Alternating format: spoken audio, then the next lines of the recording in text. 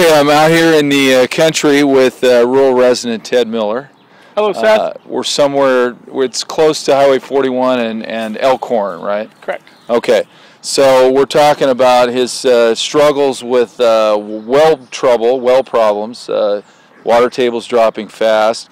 So we're looking at a new addition to his system here. Talk a little bit about what this big green thing is over here. This is a water storage tank. It's a 1,500-gallon tank, and we just drilled a new well.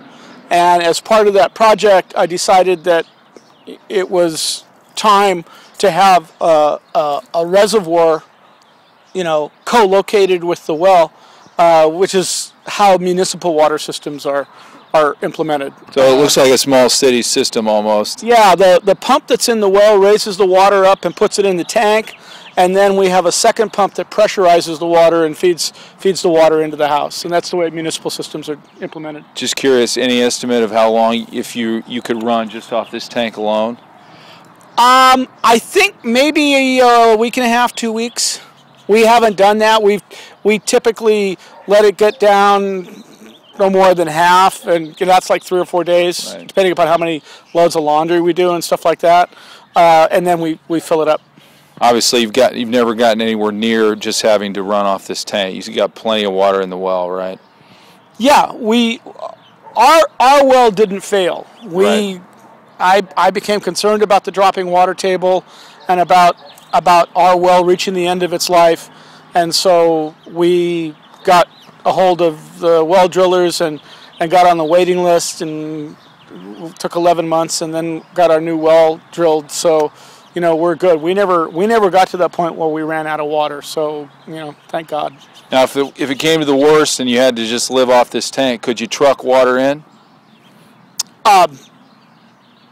Yeah, if need be. And really,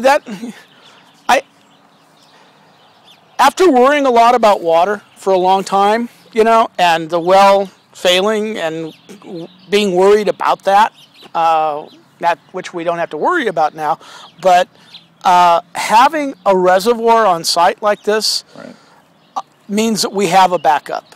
Should the pump fail and it's a week before we can get a new pump, or should something happen and the system that brings the water up from the ground is not functioning for a while, yeah, we can truck water in and fill this tank and we're good to go.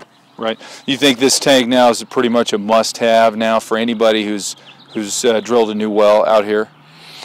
No, I wouldn't say it's a must-have. There is an additional expense for the tank and for the boost pump, so it represents an upgrade to the system. Typically, tanks like this are used, especially like up in the foothills, where somebody can have a well that's 400 or 500 feet deep, and they're only getting 2 gallons per minute out of it. They're not getting very good flow rate. Right. And then they would have a tank because they need that reservoir. Our well delivers 18 gallons per minute. We're in good shape. So is this tank kind of like an insurance policy, worst case scenario type thing? What it does is it gives us a backup in case something happens with the well. Right. We have a way to deliver water to the house. So we have that reservoir capability. The second benefit that it does is that now the pump we have down in the well, in a typical system where you don't have a storage tank, that pump is coming on 3-4 times a day. Right. Now that pump comes on once every 3 or 4 days. So you're saving on the power bill.